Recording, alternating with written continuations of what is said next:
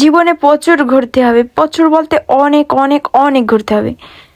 তোর এত টাকা পয়সা দিয়ে মানুষ কি করবে যদি শখের বয়সে নিজের ইচ্ছে স্বপ্ন আর ঘোরাঘুরি না হতে পারে। হ্যালো বিএস, আসসালামু আলাইকুম। আপনারা কেমন আছেন? মুই জানাতে মুই অনেক ভালো আছি। তো গাইস, আপনারা জানেন যে মুই ডাক্তার দেখানোর লাগিয়ে ঢাকা গেছি কয়দিন আগে। তো যারপর ডাক্তার দেখানোর পর মোরা একটু ঘোরাঘুরি হচ্ছি, টুকটাক বেশি নেই। আবার বাড়ি বই তো টই করে ঢাকায় বাইরে বাসার মধ্যে একা দিন ভালো লাগে না, একটু মাঝে মাঝে এদিক ওদিক টুং দিতাম। তো মোরা আল্লাহ মোহাম্মদপুর দিয়ে বিজয় সরণিক ধারে হইতে এই জায়গায় অনলাইন গাড়ির পর দেখলাম যে এই জায়গাটা 3D আছে, অনেক সুন্দর জায়গা। তো এই জায়গায় যাওয়ার লাগে প্রস্তুতি নিলাম। প্রথম দিন গেছি, যাই দেখি জায়গায় তালা মারা বন্ধ আনলে। এরপর 2 দিন পর আবার গেছি, যাই হনি যে খোলা আছে। তো মোরা বলছিলাম 3D যাইয়া প্রথমটা এই যে 2D অংশ তাই আমরা হচ্ছে প্রথমটা না দ্বিতীয়টা ঢুকবেন। আর মোরা প্রথমটা ঢুকছি কারণ ওই জায়গায় আনলে বঙ্গবন্ধু সাময়িক জাদুঘর, ওই জায়গায়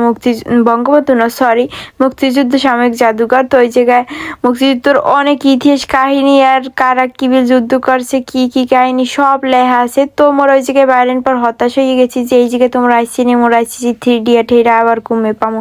তো ওদ্দারে এই জায়গায় হাই সিকিউরিটি আনলে প্রথম যে গেট দিয়ে আমাকে ভিডিও করতে দেয় না, ভিতরে ঢুকে ভিডিও করছি। তো গাইজ ঢোকার পর এই বেশি জিগেই শুনি যে পরে পাশে একটা ফ্লোর আছে, ওই জায়গায় হচ্ছে এই 3D আছে। তো ওই জায়গায় গেছি, যাই একজনের 200 টাকা টিকিট, মোটা 300 ঢুকছি। মোগলাকে এক সাংবাদিক ভাই আনলে, এক না আরো একজন আনলে। তো ভাইয়েরা অনেক হেল্প করছে, আমরা ভিডিওর মাধ্যমে দেখবেন। ঢোকার শুরুতেই মগো পায় কি যেন দেশে মুজো নাকি আল্লাহ জানে, ওই পরেও ঢোকা লাগবে কারণ আমরা আগানে সাগানে আড্ডি উড্ডি হেই পরে ওই ময়লা লই ঢুকবেন, হ্যাঁ তো হইবে না। এটা তো অনেক সুন্দর একটা জায়গা, 3D বোঝেন এই জায়গায় সব এত সুন্দর সুন্দর দৃশ্য ফুটাই তুলছে, যাতে আমরা এই জায়গায় সরাসরি না ঢুকিয়েও বুঝবেন যে সরাসরি আছেন, এমন সুন্দরভাবে তৈরি করছে। তো গাইস এই জায়গায় যাতে ওই আগানে বাগানে আড্ডি ময়লা টয়লা লই যান, হ্যাঁ কি আর ভালো হইবে।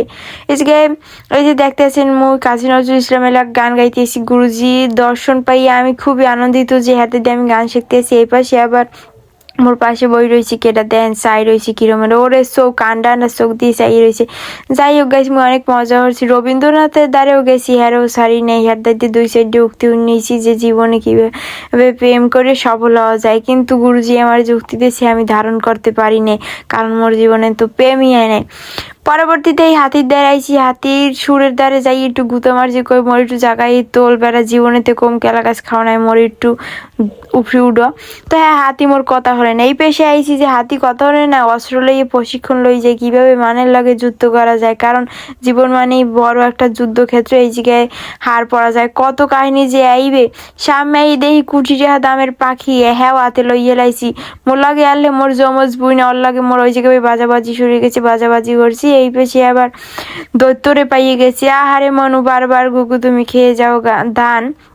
তো এবার 3টে শর্ত পূরণ করে হার দায় দিয়ে এই যে অনেক কিছু টাকা পয়সার মালিক হই যে মু বিল্ডিং টিল্ডিং করমু।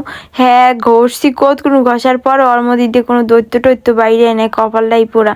সিংহ দ্বারে গেলাম, কি রে তুই তো বনের রাজা, মোরে কোনো সমাধান দিতে পারো? কয় কি তোর কামড়া মুমুকে থাক, কামড়াইস না, তোর একটা সুমা দিয়ে যায়। তো দেখেন সিংহের দাঁত আর মোর দাঁত কিন্তু সেম এক আছে।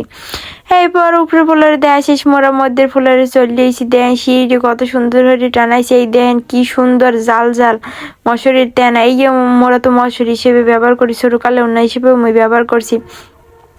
বিটিভির মধ্যে চলে এসেছি, মানে সাদা কালোর অনেক সুন্দর একটা জায়গা। এই জায়গাটায় কয়েকটা ছবি তুলছি, অনেক সুন্দর হয়েছে। কালা মানুষ তো যে জায়গায় যাই ভালো হয় না, কিন্তু সাদা কালার মধ্যে ভালো লাগে। তো স্টাইল লইলাম, ফুল গাছটারে পাতা এমন কয় চুন দিয়ে ডললে সাদা বানাই হেলাইছি, তবু অনেক সুন্দর লাগছে এই সাদা কালোর মধ্যে। আইয়া মরিত যে সময় বিটিভি যুগালে অনেক ছোট হলাম পিছি পুছি। অবশেষে ঘুরতে ঘুরতে চলে এলাম কক্সবাজার আইয়ে দেই মানুষে কাপেলার মুখের মুখে এই পেশে বইয়ে রয়েছি যে কি হারে দেই, মানে ডেকি আমি রাখিছে রেন ডেকি কিন্তু আগের দিনের ঐতিহ্য বহন করে। ডেকেই তো মুই এবার ধান টান বানলাম, এই পেশে চলে গেলাম পদ্ম বিলে একটা নৌকা লইয়ে। ও দাদাই খালি বলাইতে রয়েছে, দাদা এদিকে এই তোর লাগিয়ে ইলিশ মাছ ভাজি খাই যে তাড়াতাড়ি চলে গেছি খাইতে। খাইয়ে কই ওরে দাদা একটু পরাবার আমনে মই একটু করে দিদির লগে দেয়া হরি চা বাগানে, হেরা মোড়ে চা ধরতে বলাই দিদিগুলো লাগেও দেয়া হরছি। অবশেষে কার লাগে দেওয়া হয়েছে আমি কইতে পারি না। এদি বডি বিল্ডার কি শক্তি, মন্নান 10 জন রেহে পাক্কা মারি ছিঁড়ি পাকাই হেলাইতে পারে। আরে গরুটা বাজে রয়েছে কেউ জায়গায়, গরুটা ঠেলা দিলে আরে গরুর গাড়িও বাবা ঠেলা দিতে যে মুয়ে বলে উপরেই পরীক্ষা, মানে গরুর গাড়িতে এত বোঝা আনলে এত উড়াইছে কাটে, হ্যাঁ মুই আর ঠেলতে পারিনি। আরে ওপাশে দিয়ে আগুন লাগছে, যুদ্ধ চলতে আছে, ওরে খোদা আই কোন বিপদে পড়লাম। আর যুদ্ধ মুদ্ধ থামাই চলিয়েছি নৌকায়, নৌকায় দিয়ে আবার চলিয়েছি মাছ ধরে, দাদুর দ্বারে চলিয়েছি, দাদু ওই পেশে পাঙ্গাস মাছ ধরছে না ফাঁসি মাছ আল্লাহ জানে। অবশেষে করতে করতে মোরা বরিশালের পাশে চলে এসেছি, এমনকি খুলনার মধ্যে পড়ছে। এই যে 60 গম্বুজ, এইদিকে অনেক ফিল্ম মসজিদটা গুনছি কিন্তু পারি না যে কটা গম্বুজ আছে গুনে। অবশেষে এই দেখেন এই রকমের ভাই বেড়াদার তো থাকা প্রয়োজন আছে, মানে মোর ব্যাগটা টানছে হে মোর অনেক ভিডিওতে সাহায্য করছে। ওই যে শুরুতে কইছি যে সাংবাদিক ভাইয়া লেই হেই সাংবাদিক ভাই, যাই হোক আমরা এই জায়গায় কেড়ে কেড়ে গেছেন কমেন্টে জানাই দেবেন।